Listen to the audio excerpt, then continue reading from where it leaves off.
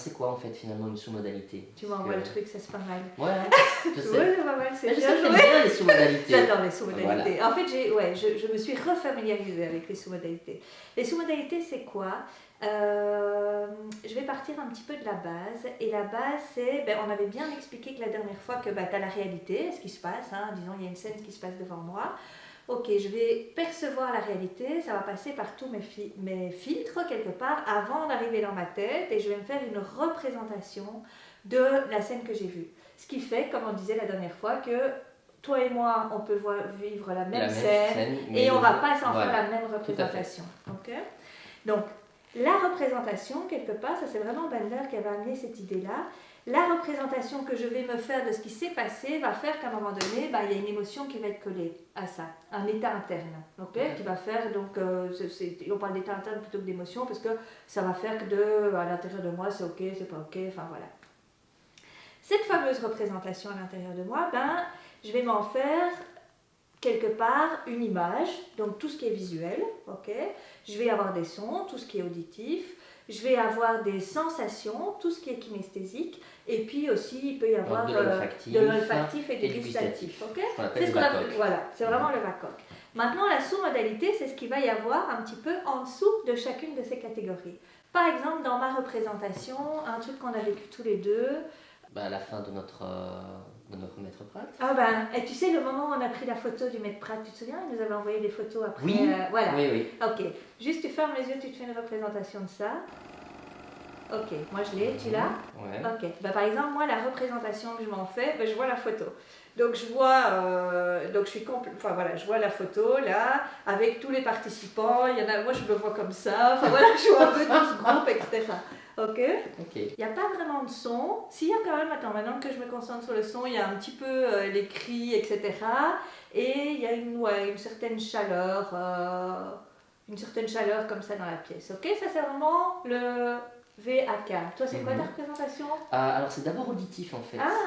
Tu vois, pourtant je suis un grand visuel, mais là c'est auditif. J'entends en fait tout le monde qui est en train justement de crier. Il y a une espèce de brouhaha, tu vois. Donc il y a quelque chose où ça part un peu dans tous les sens. Et ensuite vient du kinesthésique, c'est-à-dire waouh, ça y est, c'est fait, voilà. Et je fais pas forcément attention à ce qui se passe autour, tu vois, dans le sens où sont les gens, qui est à côté de moi, qui n'est pas là, etc.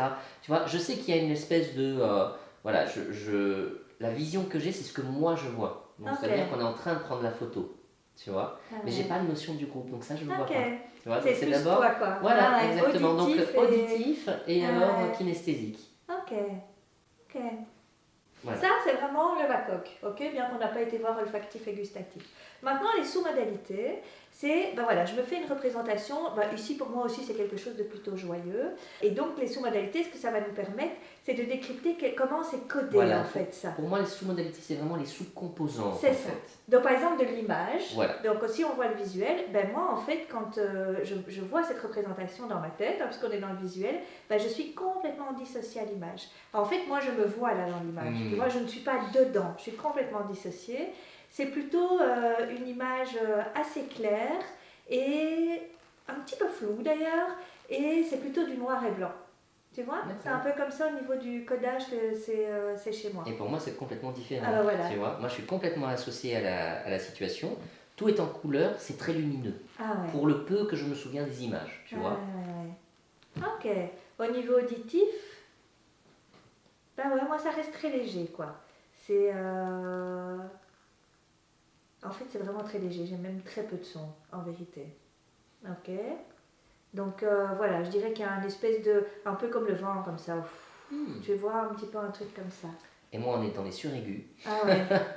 Vraiment, j'entends beaucoup d'aigus. Il y a quelque chose, en fait, qui est continuel. Donc c'est plutôt un son continu, quoi, comme un ou. Voilà, exactement. Tu vois, mais c'est vraiment quelque chose, c'est comme s'il y avait une foule. Donc j'entends en fait cette foule qui parle, il y a quelque chose qui résonne. Voilà, c'est à peu près ça. Et toi, tu es associé dans l'image? Je suis complètement associé. Donc il y a vraiment quelque chose où je sens de la chaleur. Ça, c'est kinesthésique alors. Et là, c'est vraiment quelque chose, c'est très très chaud. Je pourrais même dire que j'ai l'impression qu'il y a une espèce de pression aussi. Mais c'est un peu comme en été, lorsqu'on ressent toute la force de la chaleur. On a presque l'impression qu'on est un peu étouffé par ça, mais c'est pas forcément désagréable. Voilà. Excellent. Et donc, à quoi ça sert en fait de faire ça? Parce que c'est bien sympa de voir. Voilà, super. Voilà comment c'est codé chez moi. Finalement, on décrit un film quand on est en train de travailler sur les photos. Tu vas vraiment regarder la représentation et voir comment elle est codée. Ici, on est plutôt sur la représentation de quelque chose qu'on a codé d'un moment qui est agréable. Ok? Et donc, là, tout l'intérêt de la PNL et de connaître les sous-modalités, c'est que, par exemple, tu as un autre événement que tu as vécu et qui n'était pas du tout agréable. Okay? Eh ben, on va regarder comment tu l'as codé, justement. On va regarder dans les sous-modalités comment tu as codé un petit peu cette représentation désagréable. Comme ici, est-ce que c'est en noir et blanc, en Exactement, couleur, au niveau du visuel, voilà, et les sons, est-ce qu'ils sont plutôt... Donc, tant qu'on est dans c'est quoi le son, on est dans la partie auditive, on va plutôt regarder, tiens, est-ce que c'est un son qui est continu, est-ce que c'est un son plutôt aigu, est-ce que c'est un son plutôt grave, etc.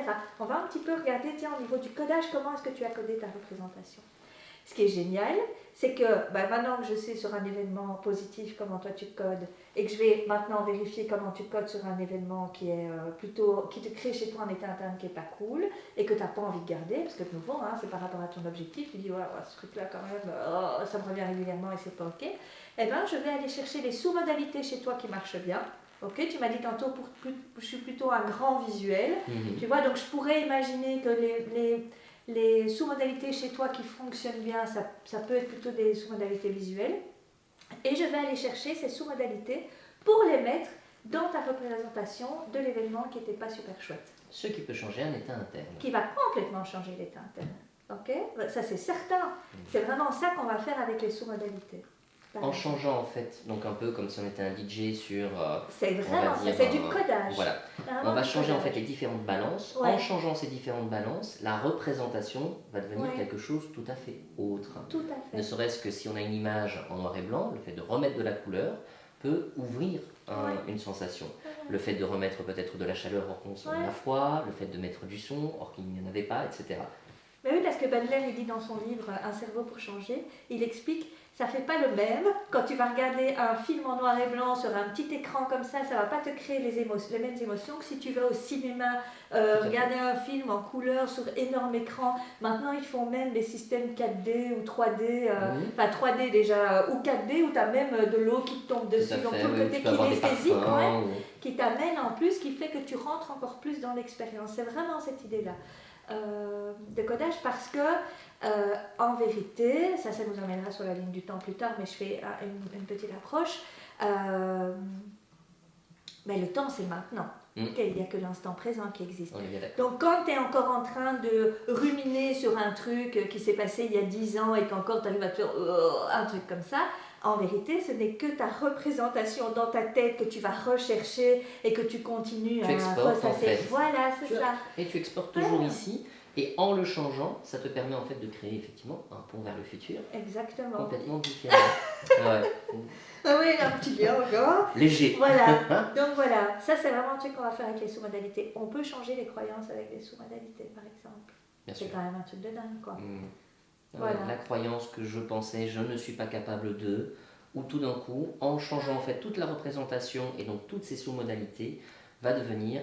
Mais finalement, j'en suis capable. Ouais, tout à fait. Tu vas aller prendre vraiment des représentations, tu vas aller faire des changements, c'est le même principe. Et les sous-modalités, c'est vraiment une brique en PNL ou un fondamentaux, et lui, on va le retrouver associé à d'autres briques, mis un petit peu différemment, qui va permettre de travailler un tas de trucs avec des protocoles tout à fait différents. Exactement, c'est vrai qu'on va le retrouver dans plusieurs protocoles et qu'on pourrait même le rajouter dans certains protocoles quand on sent que pour une personne, ça peut être un peu plus difficile.